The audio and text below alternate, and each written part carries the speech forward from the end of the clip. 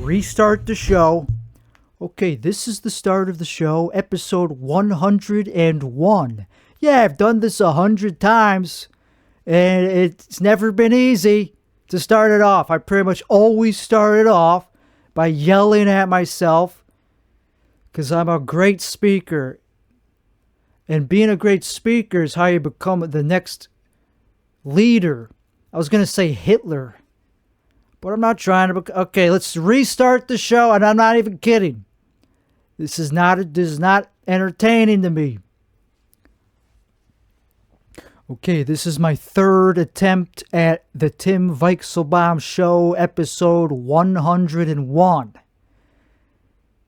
Yeah, it's my third attempt doing the show that I've done 100 times. I've done this 100 times, and yes, it is a show. Yes, I am going to defend the fact that it's probably not a show. Okay, you have a point. It's not a show, it's a vlog. It's a guy talking about nothing. It's not even a vlog, because I'm very hard on myself. Why am I in such a cranky mood? Okay, I know why. I don't really feel it going into it. Okay, let's restart the show. Okay, this is attempt number 4. This is attempt number 4 at the Tim Weichselbaum Show, episode number 101. What do you have to say for yourself, guest? If I had a guest, they would probably just be like, I don't know. Why don't you just do the intro and then ask me a question? Okay, fine. What do you think of the war? Which war? They would be like, what war? World War II, the only one that matters, man. Come on. What war matters besides World War II? That's the only one that led to something happening. That's the only one that led to something changing. I'm not a history buff. I'm the opposite of a history buff. I'm not good at history, and I disrespect history. Yeah, I'm not a history buff, but let's just run with it, that World War II is the only one that matters. So that's where we're starting the show. And yes, this is a show. Yes, this is a show. No, I'm not going to get any less psychotic or whatever. Okay, let's restart. I already fucked up. Okay, this is attempt number 5 at the Tim Weichselbaum Show, episode 101. First thing to go over is something that's appropriate to talk. We're going to be doing a positive version of the show where I don't negatively talk bad about other people. Be it whether it's a certain group of people or whether it's a certain non-group, whether it's just everybody, you know, whether it's a group of people, whether it's humanity as a group, or just a particular human being. I'm not that type of podcast. My name is the Tim Weichselbaum Show. And I have a show called Tim Weichselbaum. I fucked that up. Okay, restart episode. Okay, this is attempt number 6 at the Tim Weichselbaum. I'm really frantic. Turn up the mic. Maybe if I turn up the mic. Okay, now that I can really hear myself, maybe I'll relax a little bit. And like, why the green? So we're trying green for a change. And I'm not in a particularly good mood right now. I'm not in a particularly podcasting mood.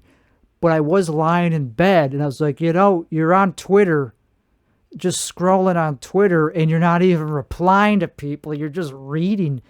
Like, what are you doing? The whole point of Twitter is to reply to people and tell them that they're dumb. And I kind of stopped doing that because I started following people that are not famous celebrity, that are not politically infiltrated. So that's what you do it for. Jesus Christ, I'm explaining.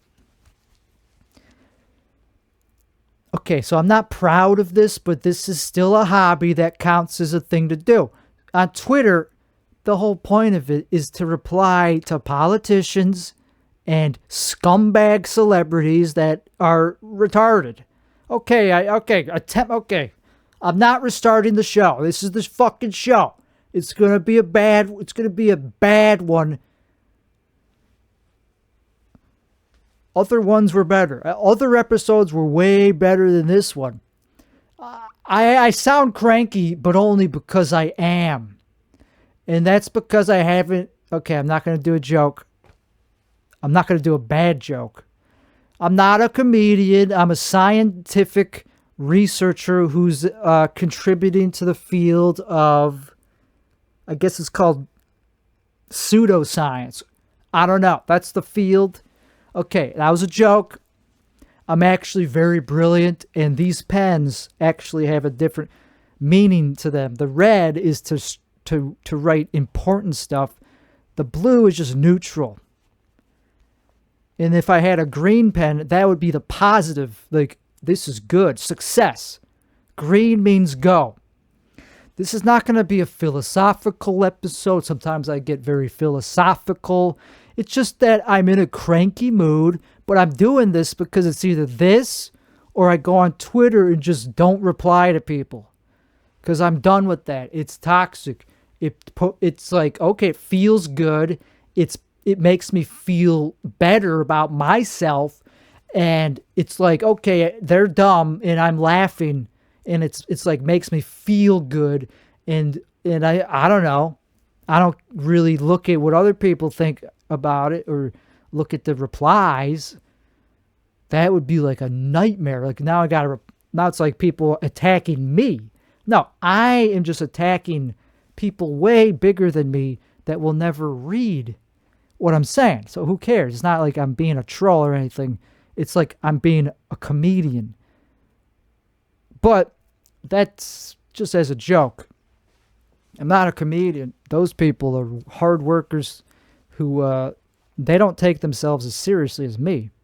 I'm a troll on Twitter. That's way more serious than a comedian who goes out in person. That takes a commitment, and I don't take myself that seriously. Maybe they're the ones. I don't know. I don't know. Fucking know. I used to do comedy, and I don't miss it. Man, I miss the. Okay, I miss the camaraderie, but then you find out that you don't actually like those people. You just like that they are there.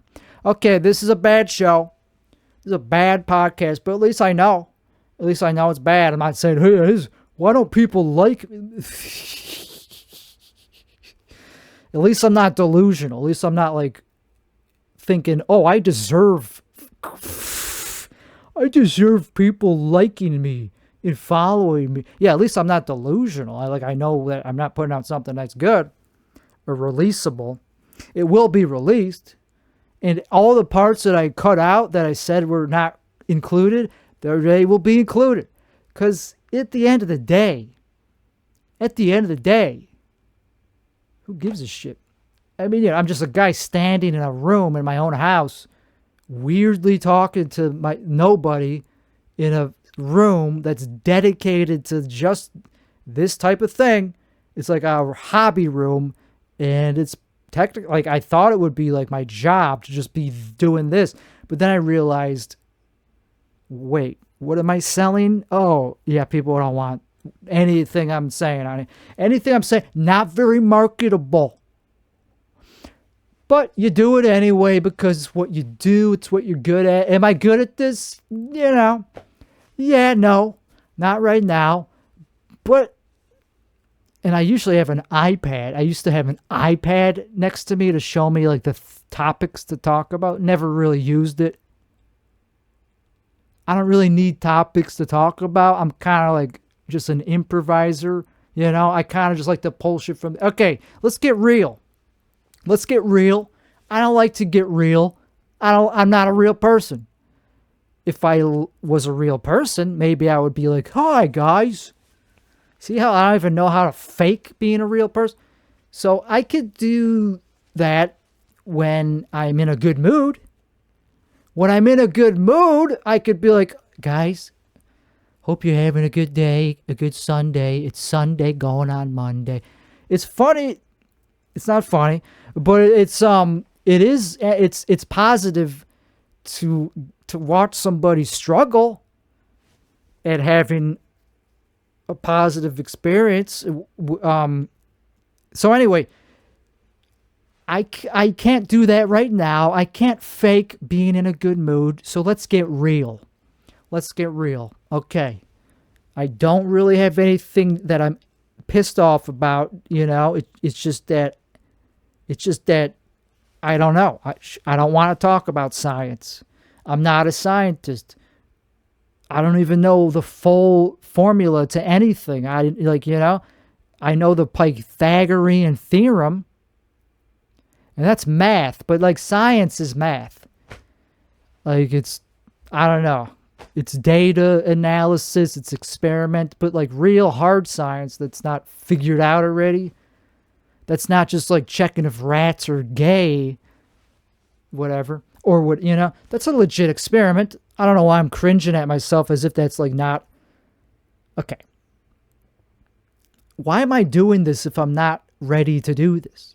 Clearly, I don't want to be doing this. I don't like myself right now. Isn't that weird that like some people just don't enjoy themselves talking? Like I enjoy myself I like being myself or whatever.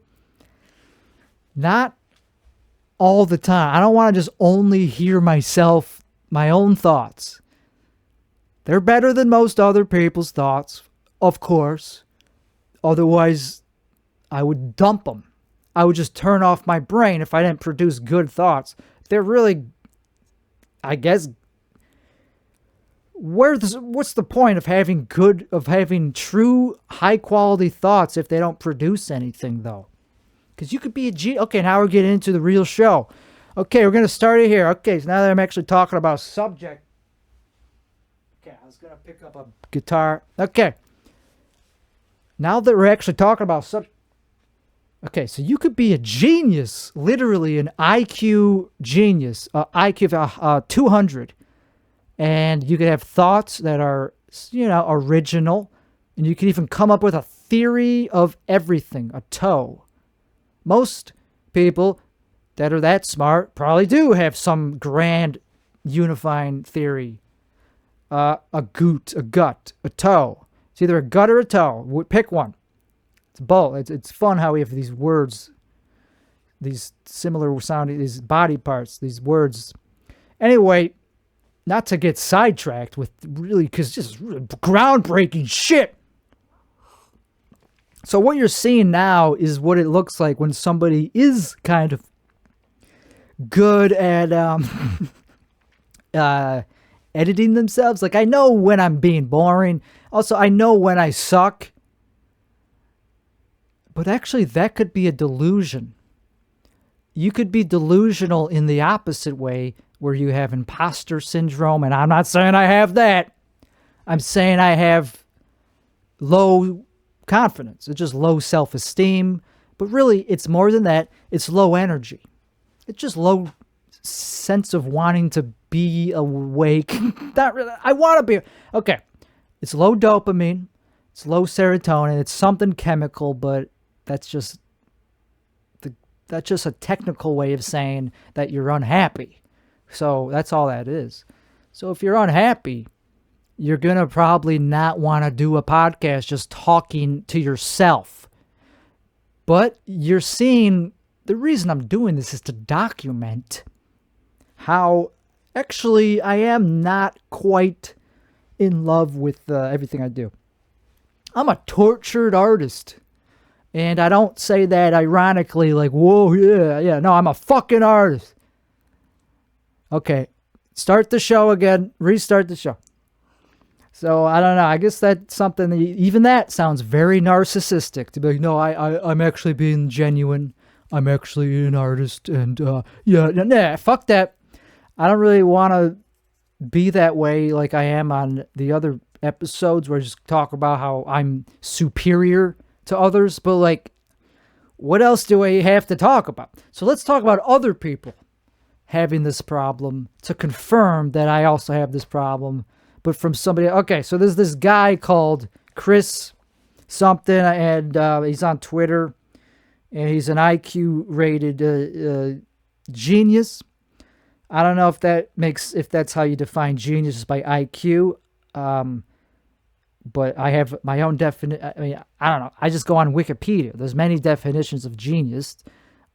I think it's somebody that's able to check themselves and find the truth in patterns. But they also don't have an ego about it. It's a very specific thing, and they can always keep producing new things. It's not a one-hit wonder to be a true genius. You have to continuously be coming up with stuff. There's a lot of geniuses in the world, and if you use that definition, there's a shitload of them. So anyway, this guy, Chris Langan, is the smartest man in the world by alternative Herald. He was heralded as that. I'm not going to repeat myself because this is, come on, economy. I'm already born. The people, I'm already born myself.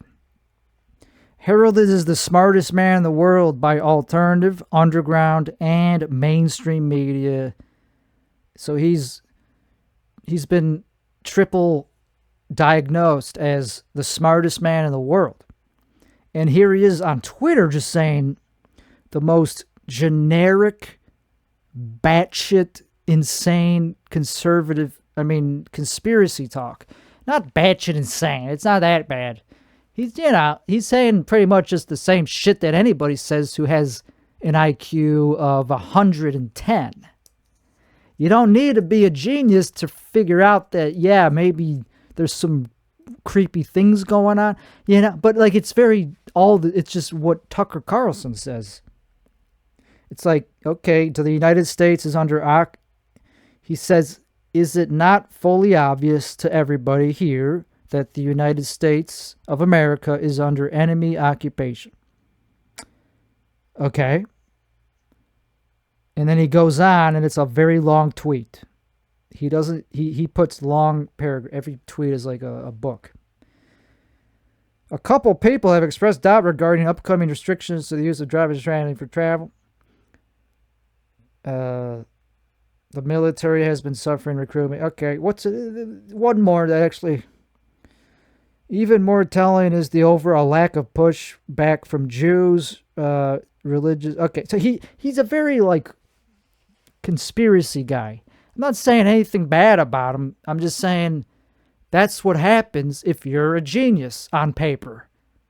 On paper, he's a genius. What has he done besides win a couple game shows that is proven his genius?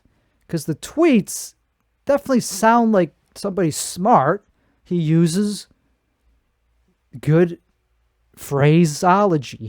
He knows how to structure sentences, but the content is very surface level. It's like, okay, there's a war. Okay. At least when I looked at it, it was just very 4chan.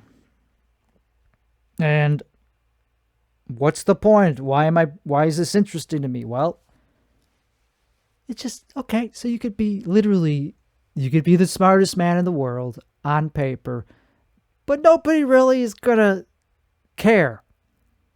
That doesn't really mean anything if what you're doing takes no genius to do. He seems unhealthy. I'm not saying he is. Maybe he's happy and perfectly happy. But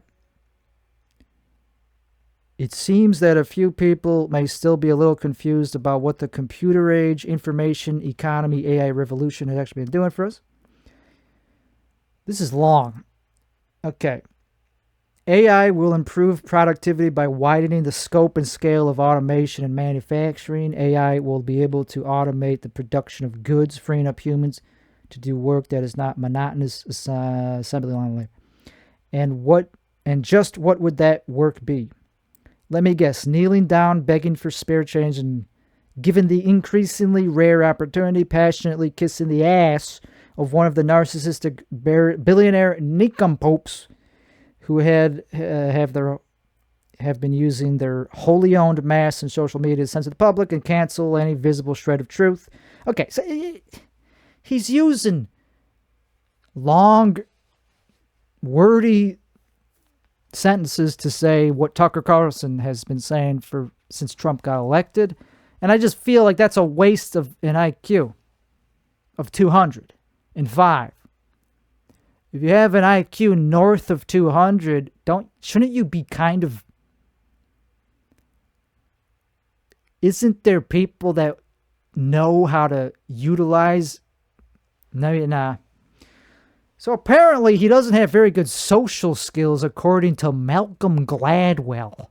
Malcolm Gladwell included him in his book Outliers to say that, well, he's a genius, but because his parents didn't support him enough and he didn't go to college and he dropped out, that's why he's not doing anything with his life. Whereas Oppenheimer, who also had a similarly high IQ, did have the social skills and the support from his family. He tried to poison somebody, but he had more social skills than this guy who never did anything violent in his life.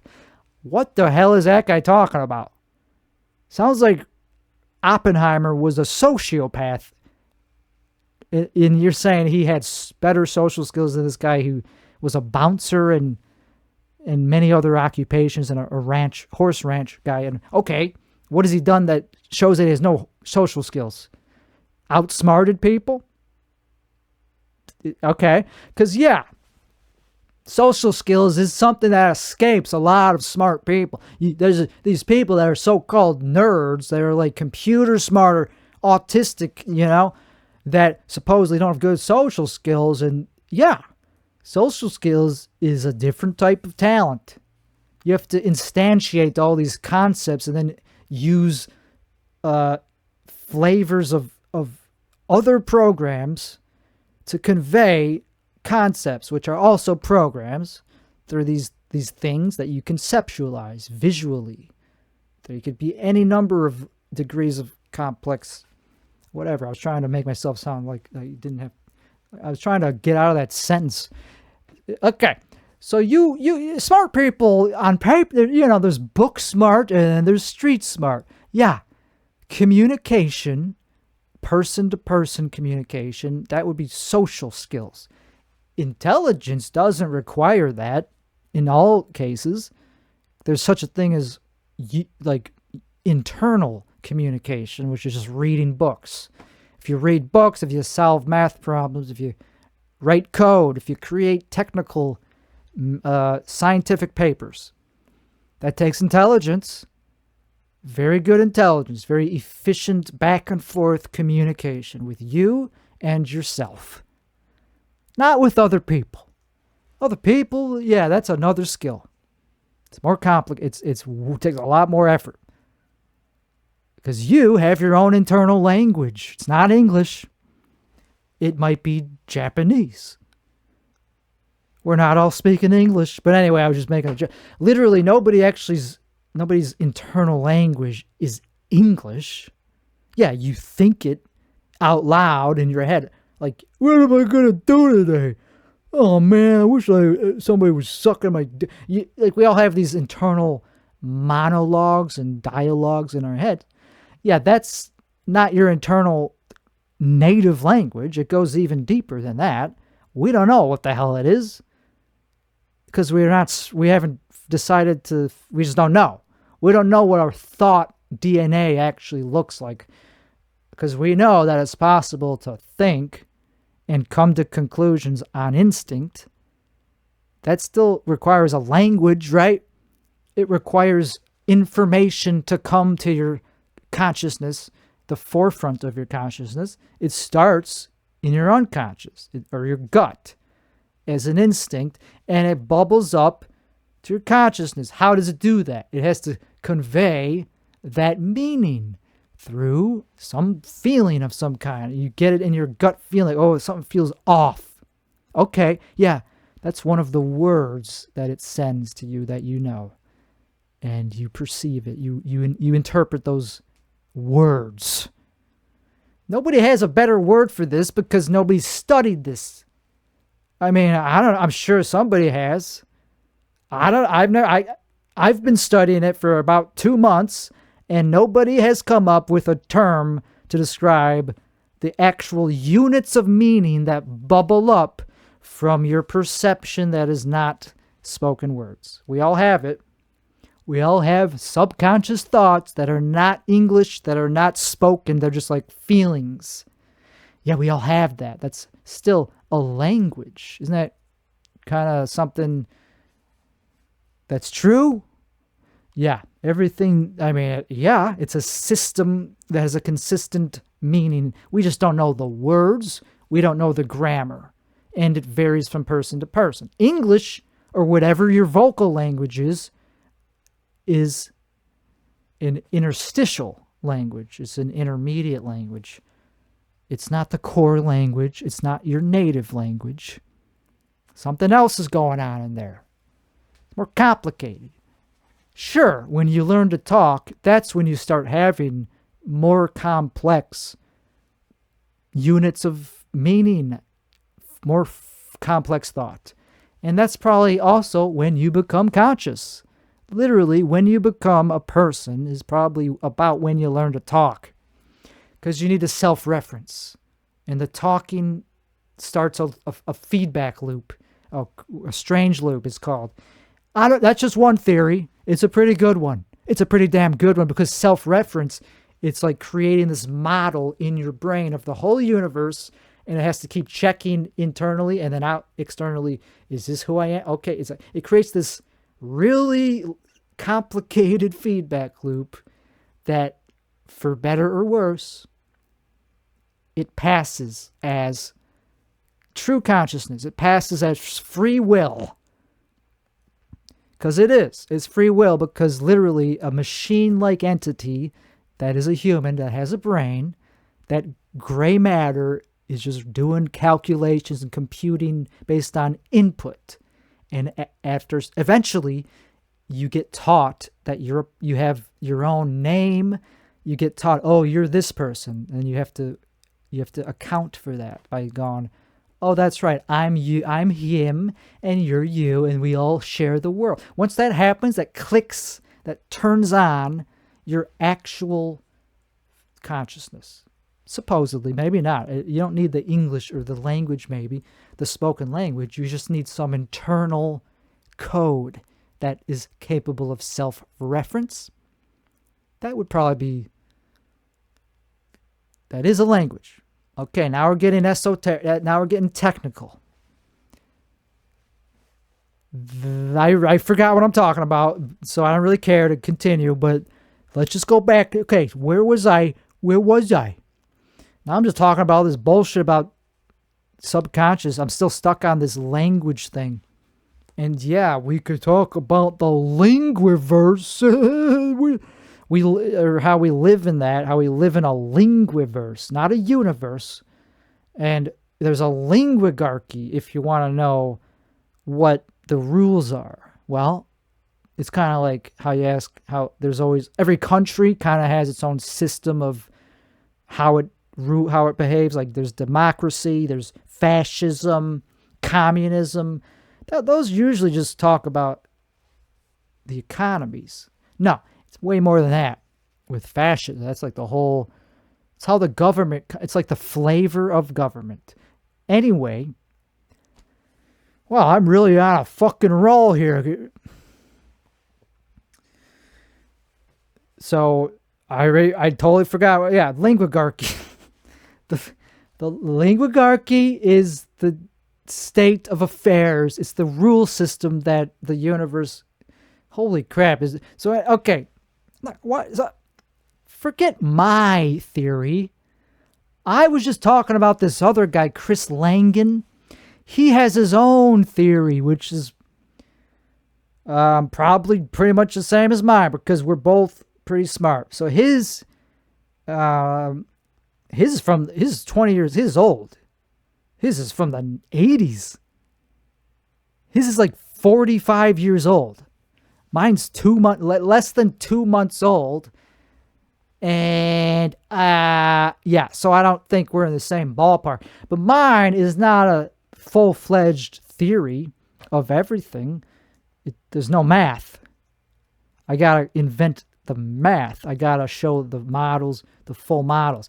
It's not a theory of everything if it doesn't explain gravity. So I don't know. If his does, we're not going to look at it. But it's called... I just think it's funny how the point I'm making is that if you're smart and you don't have a theory of everything, you're not smart. It's like the Einstein quote. If you think you understand quantum mechanics, you don't. You don't. That's the exact quote. You don't. He said it exactly like that with the exact condescending inflection. He was like, you don't. But yeah, that's true with also other shit. If you think you're smart, but you don't have your own unifying theory of gravity, how smart are you? Because there it ain't smart. If you don't got that, if you don't even have that figured out, how smart can you be? You know, because other people got that. Aliens got that. UFOs are real. You have to believe those are real, right? How do they fly? Probably gravity. So if you don't got that, you ain't smart. Not to talk shit, but I'm just talking like brilliant, like in terms of like big brain, like Dexter's Lab. Like genius level smart. You need to kind of have your own understanding of how reality works to the fundamental level that nobody else thought of. It has to be novel.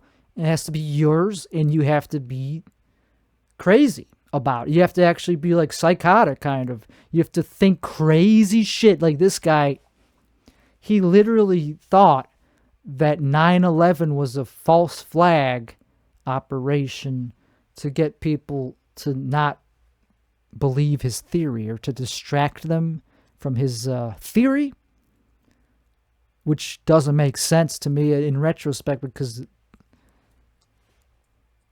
I guess what he thought was that just by sharing it, it had to be nullified. He thought, I'm just thinking, empathizing, because I'm also crazy.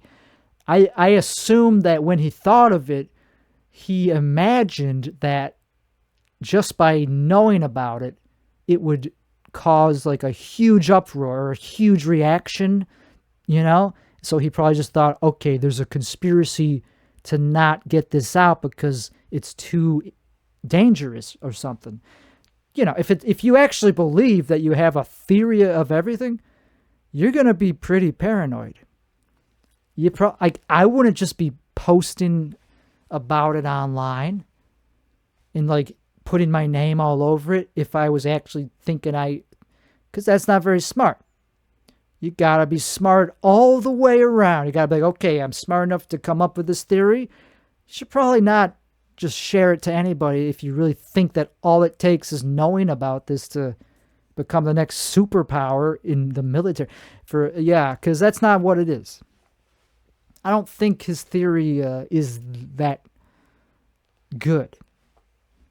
Or else, maybe we would have heard about it by now. You see, a theory of everything...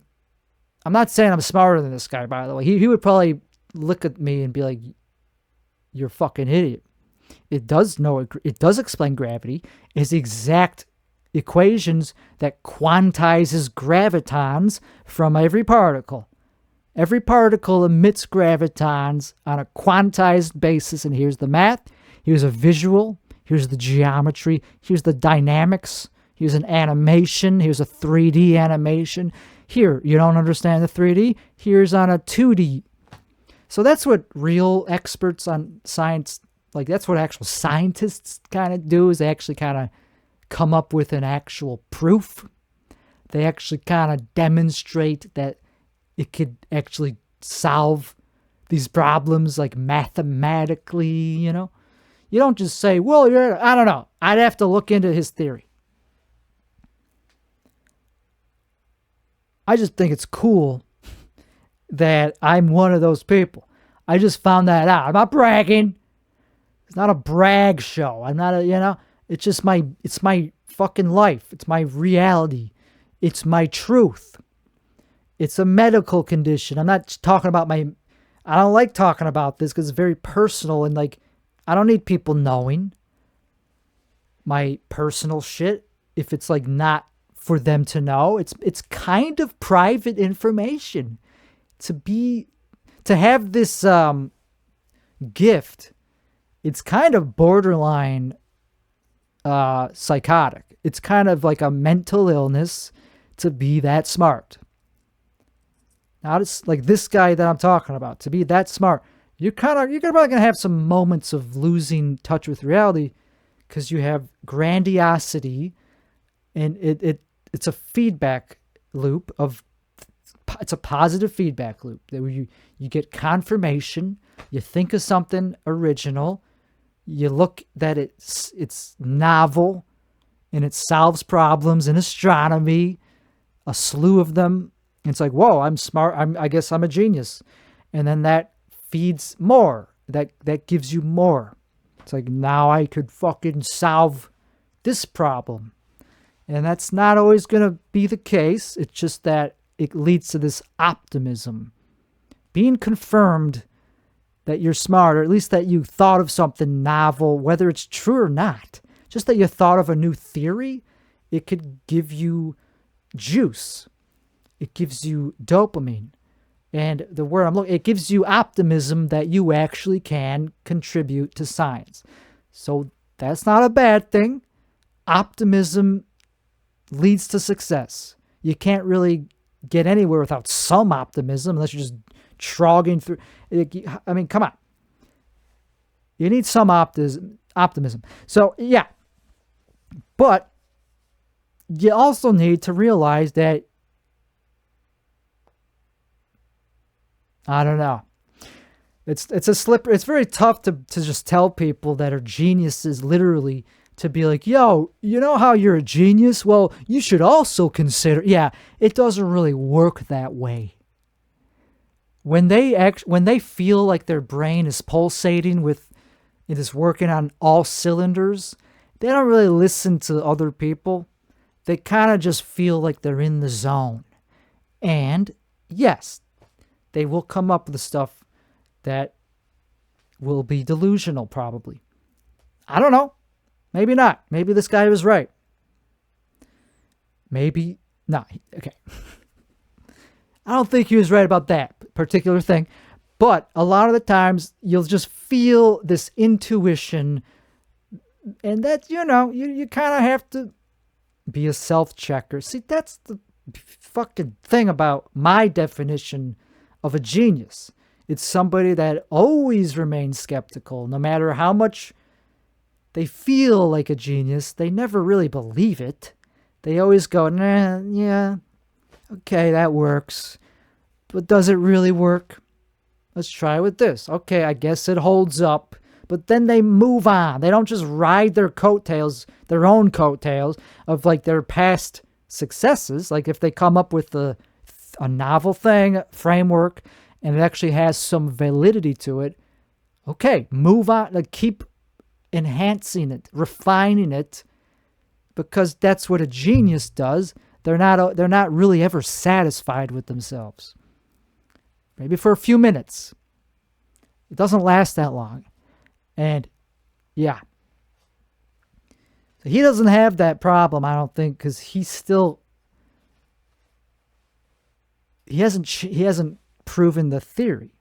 He's on Twitter every day tweeting long novels about how the world is going to shit. And like, okay, so you have a theory of everything. Why aren't you applying it if it's true? If you really are a genius, there's these things called theoretical physicists who actually kind of want to know what gravity is, because that'll allow us to kind of excel all human civilization and prevent warfare.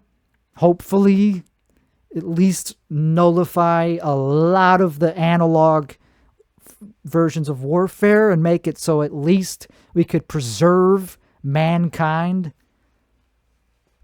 and cure cancer. Yeah, don't you kind of want to do that?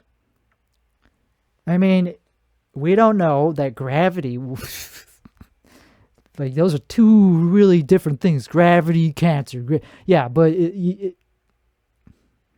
if you understand everything about quantum physics, that will scale up to solving medical problems, because we don't even know how quantum particles get all the way to the brain, how we could perceive quantum particles, which we can.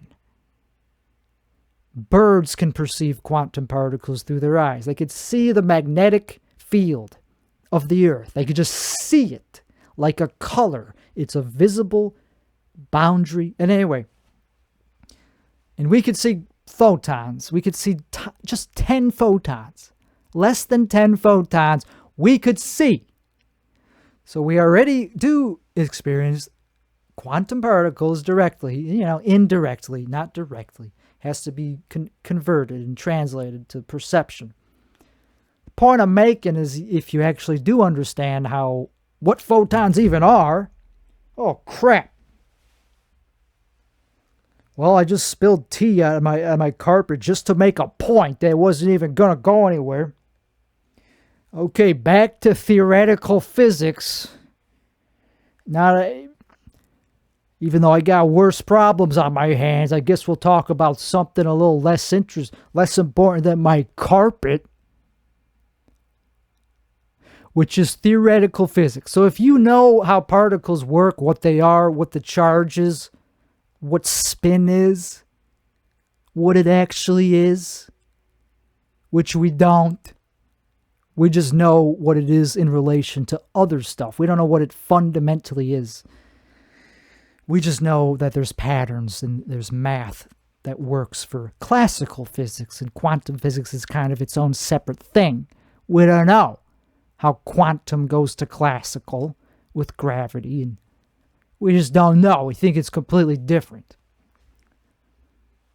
Well, yeah, there's things that become a little different on the quantum level because it's quantized. It's where we run out of pixels. We run out of ways to move around. So there is a geometry that becomes more simple as you go from classic to quantum. You run out of room. Pi is just a circle. It's how you calculate a circle. Curvature, I don't know if it exists on the quantum level because we run out of degrees of freedom. The polygons lose their curvature.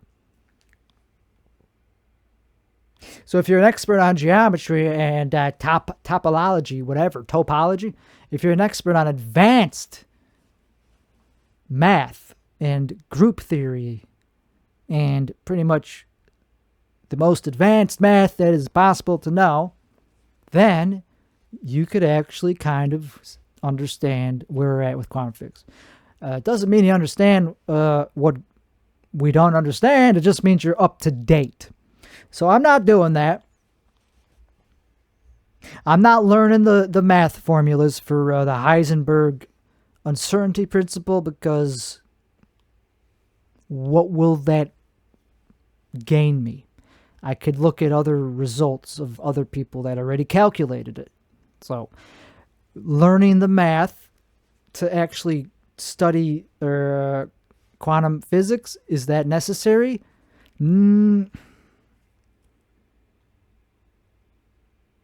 Probably. It wouldn't hurt. It wouldn't hurt to understand the math, because what you really need to do is visualize.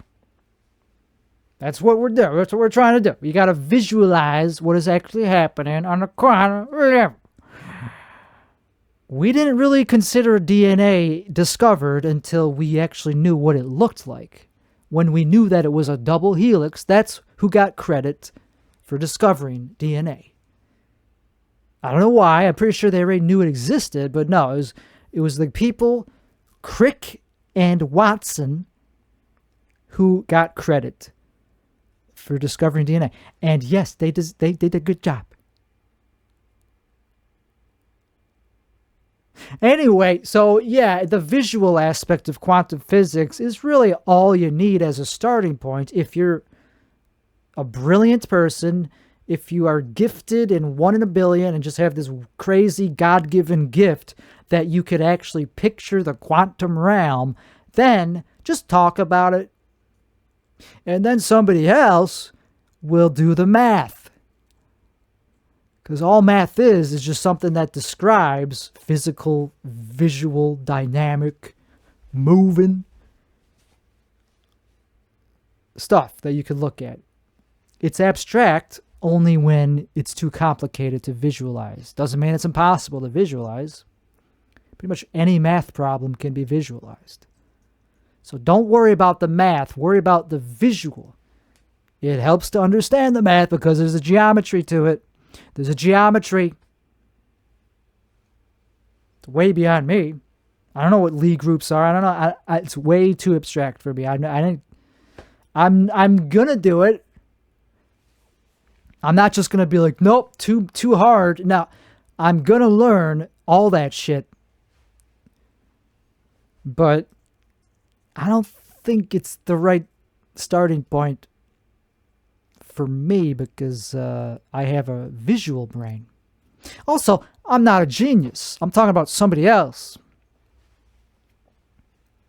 I'm talking about whoever it happens to be that actually comes up with what gravity is, that describes how gravity is generated and what black holes really are. You know, we know what they are. They're stars that have an event horizon. They're stars.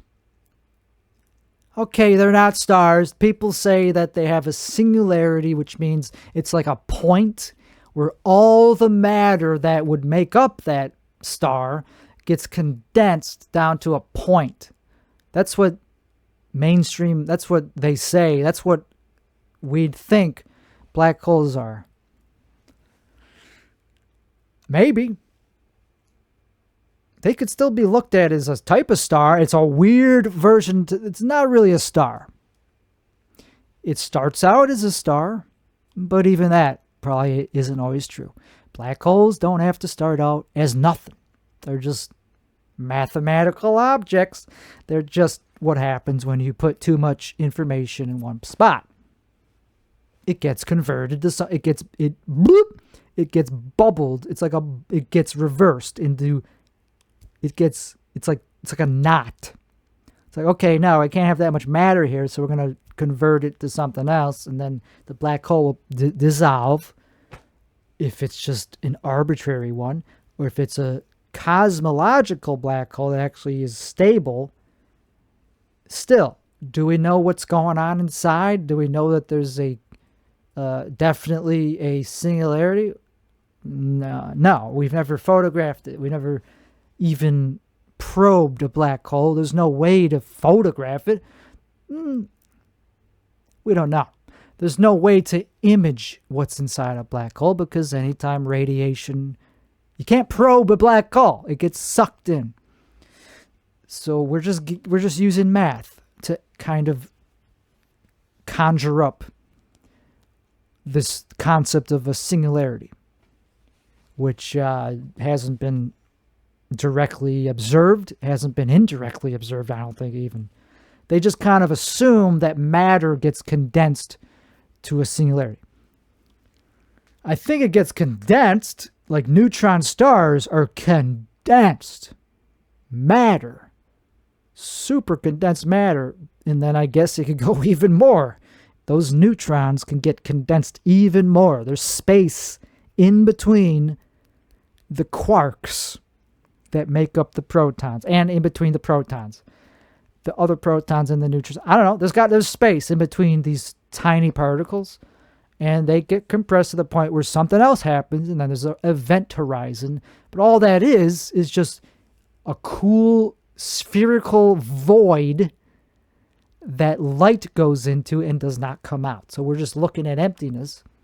The boundary of where light disappears. Okay, we don't know if the matter inside the beyond the event horizon is, in fact, any more condensed than a neutron star. We don't know. Probably it is. It has to be because the event horizon requires a certain amount of density. It's not just the mass, it's the density. So that I just solved that. I mean, I'm not an expert on neutron stars, clearly, but I just figured out that, okay, we have to at least admit that it wouldn't make sense otherwise for them to be something else. It has to get denser to be a black hole. Okay? So what is going on inside those, and why do they only retain so much mass? Why are they not as heavy as the whole galaxy? I mean, supposedly they've been sucking up all this matter in the entire, like they had access to all this matter, and it's only weighs 100 times as much as the sun? That doesn't make sense.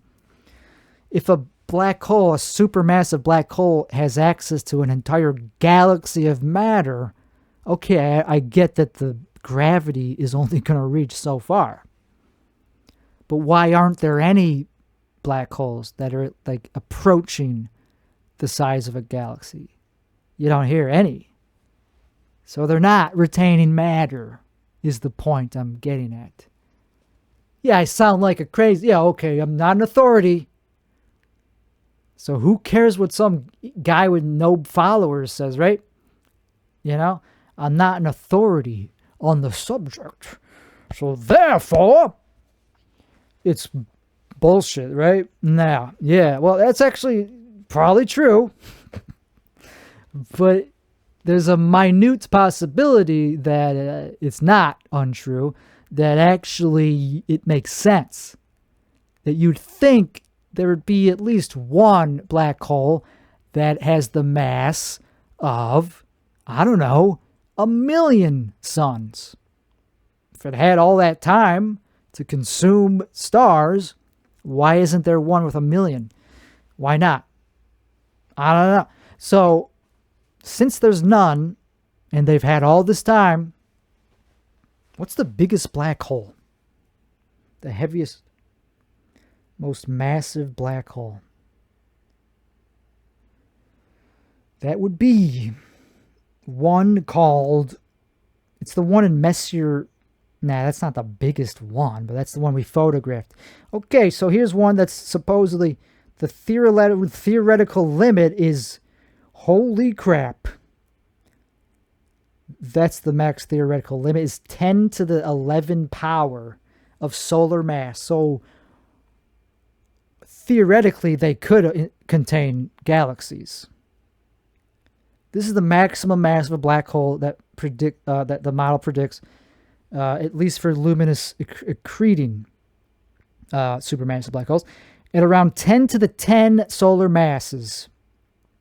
Effects of the radiation and star formation, the accretion is slowed down in black hole. Okay, well, we don't even know if that is. Given the age of the universe and the composition of available matter, there is simply not enough time to grow black holes of this mass. Okay, so what's the biggest observed one? Phoenix X. Okay, here's the biggest observed one. And it's massive. It's absolutely gut-wrenchingly massive. 1 to the 10. No. 1.26 times 10 to the 10 solar masses. So that's like, I don't know, 10 billion, 100 billion. Like, yeah, a lot. So that is kind of approaching the size of a galaxy. Okay, I'm wrong. They retain mass. Estimated using a calorimetric model of an assumed core Sursic model of 4 light years. No. 4 something, 4 LT is consistent with evolutionary modeling of gas accretion and okay, so that's pretty big. Okay, so there's some crazily massive black holes. I didn't know that. There's one with 600 million solar masses worth of material. Holy crap.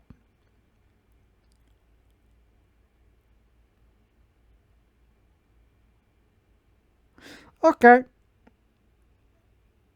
So I stand corrected. Black holes could contain entire galaxies of data. What the hell are they doing with all that data, and how does it all get clumped up in one? Okay, it doesn't necessarily get clumped up in one space. Okay, I'm not smart enough to continue talking about black holes. All I was trying to get at is maybe they don't just store the matter forever and ever like a greedy squirrel. Maybe we just can't see what it's being converted to because it's not visible. I'm sure I'm not the first to think something like this. You know, like, okay, visible stuff goes in, what comes out? Something must come out. The black hole, it's a black hole. Like, stuff gets sucked in. I see the opening. There's got to be another side. There's got to be an exchange, an output. So that's just my thought. It's like, okay, it probably ejects dark matter. Why is it called dark matter? Because it's not made of light. It's made out of something else that clearly doesn't get sucked into black holes. It gets shot out. It's the opposite. I'm not saying it's the opposite in gravity. It might be just that it's being shot out at such a high velocity that it escapes the black. Whatever. Hey, it's a mystery. That's why we got to think about it. It's going to take imagination to solve what dark matter is because we haven't figured it out yet. I'm sorry. Maybe on a quantum level, we'll figure out that it's just a type of antimatter. Probably is. Whatever it is, it's everywhere. It makes up galactic halos. Dark matter halos are around every galaxy. That's what gives them their shell. Every galaxy kind of has this halo, this disk that extends far beyond the center, just where the visible matter is. So then the visible matter gets... Okay, you get what I'm saying.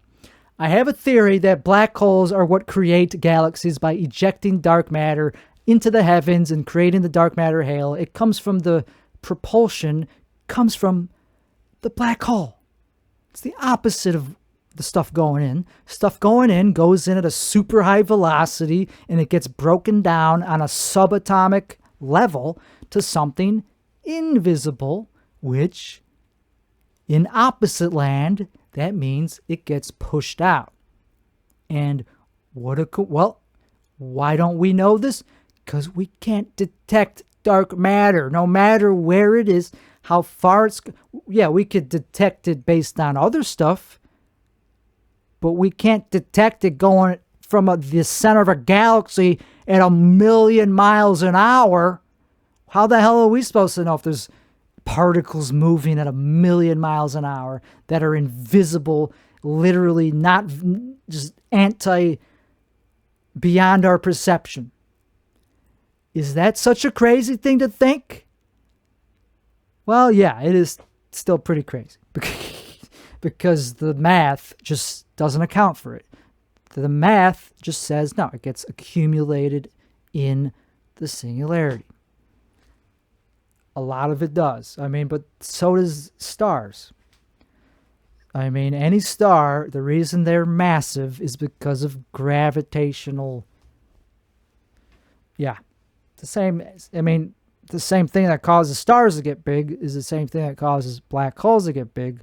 I'm just adding on and suggesting that, hey, have you thought about the fact that maybe it's just the opposite of visible matter?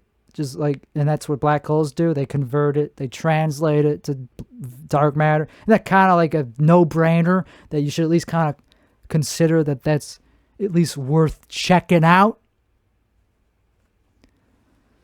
And it would explain a lot. It would explain how fucking galaxies stay centrifugal force, centrifugal force, centrifugal. It would explain a lot of unsolved problems in astronomy.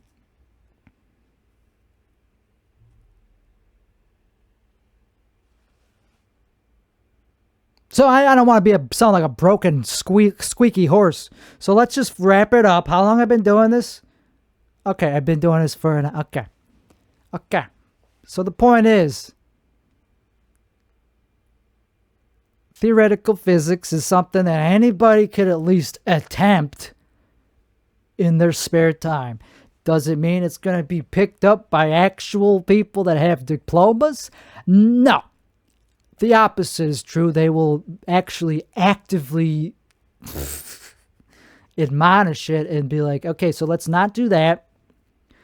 Okay, so we don't want that to be true. So we're going to actually make our models even more exclusive and say that actually, since that doesn't fit our models, we're going to actually make our models even stronger, more resilient. So actually, you're poisoning the well just by bringing it up and not having a degree. But even to have a degree, they're going to be like, we want, if you do have a degree, here's what'll happen. They'll be like, okay, I wish I thought of that. Fuck. It's probably true. Fuck. Okay, well, fuck you. Like, there's no winning in human advancement. If you're the person who actually comes up with a new theory of anything, gravity, black holes, and it turns out to be good, people will kind of be jealous and they won't like you. You might get the Nobel Prize if you're lucky, and then I'll get taken away 20 years when you discover that racism is actually scientific. Now, just kidding. That only happened with the guy that discovered DNA. So it doesn't happen that often. Just with that guy, just with that one guy that discovered DNA. What can I say? You can't win them all. The point is, ego. Everyone has an ego, and narcissism is everywhere in every field. Doesn't matter. So if you are the guy that figures out how to quantize gravity, not just on paper, and actually demonstrates that it works, that you could actually generate gravitational fields in anti-gravity fields with everyday materials, stuff that we already have in a lab. If you could do this in a lab,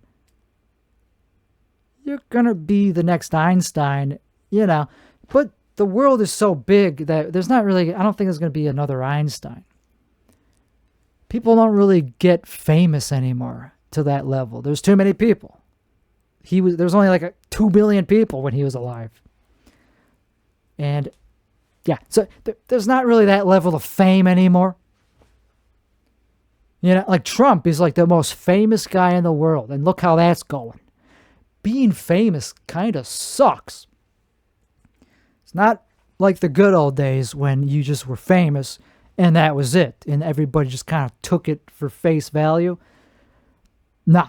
Now, and back then, the reason they took it for face value is because you actually had to be talented to be famous.